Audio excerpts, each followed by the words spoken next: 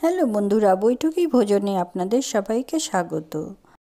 প্রতিদিন একই রকম চিকেন খেতে ভালো না লাগলে এইভাবে একবার চিকেন রান্না করে খেতে পারেন। গ্যারান্টি দিয়ে বলতে পারছি চিকেনের এই রেসিপিটা আপনাদের খুবই ভালো লাগবে। তাহলে চলুন দেখে নিই কীভাবে করেছি। আমি এখানে প্রথমে চিকেন ধুয়ে পরিষ্কার করে নিয়েছি আর ম্যারিনেট করে নেওয়ার জন্য এখানে আমি দিয়ে দিলাম নুন, সাথে দিয়ে দিলাম 1 চামচ গোলমরিচ, আর তার সঙ্গে দিয়ে দিচ্ছি আমি এখানে টক দই। 3 চামচ টক দই আমি এখানে দিয়ে দিয়েছি। দিয়ে খুব ভালো করে মাখিয়ে আমরা রেখে দেব, অন্তত 15 থেকে 20 মিনিট ম্যারিনেট করে আমরা এখানে রেখে দেব। চিকেনের এই রান্নাটাকে গোলমরিচ চিকেনও বলতে পারেন। আমি শুধু গোলমরিচ দিয়েই ম্যারিনেট করে রেখে দিচ্ছি।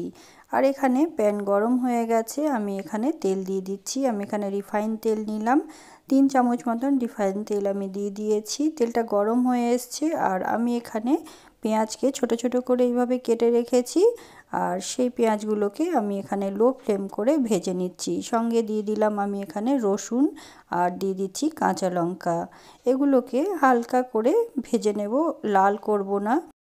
5 থেকে 6 মিনিট এইভাবেই পেঁয়াজগুলোকে লো ফ্লেমে ভেজে নিতে হবে। এরপর আমি এতে দিয়ে দিচ্ছি ছোট ছোট করে কেটে রাখা আদার টুকরো। সেগুলোকেও আমি পেঁয়াজের সঙ্গে মিশিয়ে দিলাম আর এগুলোকেও ভেজে নিচ্ছি।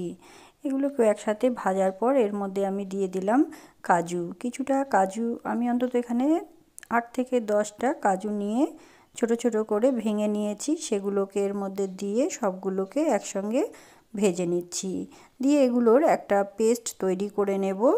আর এখানে আমার ভাজা প্রায় হয়ে গেছে। এবার আমি এগুলোকে সব বার করে একটা মিক্সিং জারে নিয়ে নিচ্ছি। আমি এখানে সব পেঁয়াজগুলো তুলে একটা মিক্সিং জারে নিয়ে নিলাম।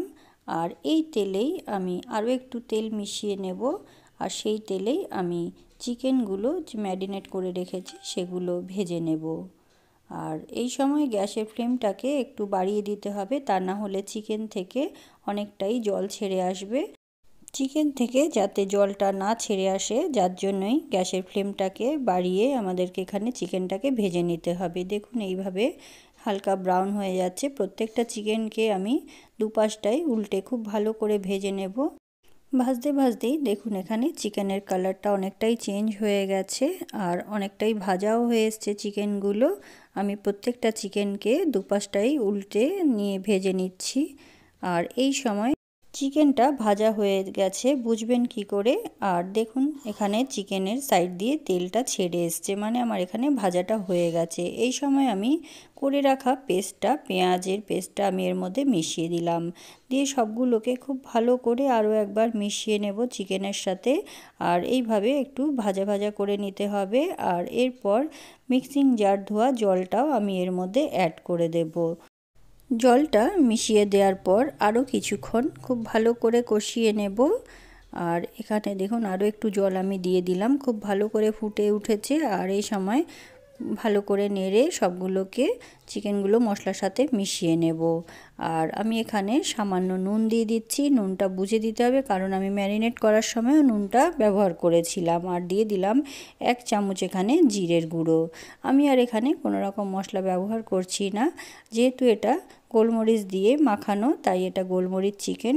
এতেই অনেকটাই টেস্ট বেড়ে যায়, খেতে বেশ ভালো লাগে। রুটি, লুচি, নান যে কোনো কিছুর সঙ্গেই খুব ভালো লাগে। আমি এখানে আরও একটু জল মিশিয়ে দিয়েছি। দেখুন সবগুলোকে আমি গ্রেভিটা এখন এইভাবেই রেখেছি। রেখে কিছুক্ষণ ঢাকা দিয়ে আমি 5 থেকে 7 মিনিট ঢাকা দিয়ে রেখে দিচ্ছি, যাতে বয়েল হয়ে যায়, মশলাটাও ভালো করে মিশে যায়। আর 5 থেকে 7 মিনিট পর এইখানে দেখুন ভাজা ভাজা হয়ে গেছে, তেলটা সাইডে অনেকটাই ছেড়ে আসছে। আর এখানে চিকেনটা প্রায় অনেকটাই হয়ে এসছে। আমি একটু এখানে গ্রেভি রাখবো বলে আমি এখানে উষ্ণ গরম জল করে রেখেছি, সেটা আমি এই জলটা এখানে মিশিয়ে দিলাম। আপনারা যদি গ্রেভিটা না খেতে চান তাহলে সামান্য জল দিয়েই নামিয়ে নিতে পারেন। আমি একটু এইভাবে মাখা মাখা করে রাখবো, যাতে রুটি দিয়ে খেতে বেশ ভালো লাগে। দেখুন এখানে কতটা ভালো লাগছে দেখতে। আর একটু ফুটে এলেই তারপর আমি এখানে মিশিয়ে দেব কাসুরি মেথি। ঝোলটা এখানে অনেকটাই শুকিয়ে গেছে, আর এই সময় আমি কাসুরি মেথিটা দিয়ে দিলাম। আর এখানে রান্নাটা দেখুন হয়েও গেছে, কতটা ভালো লাগছে দেখতে।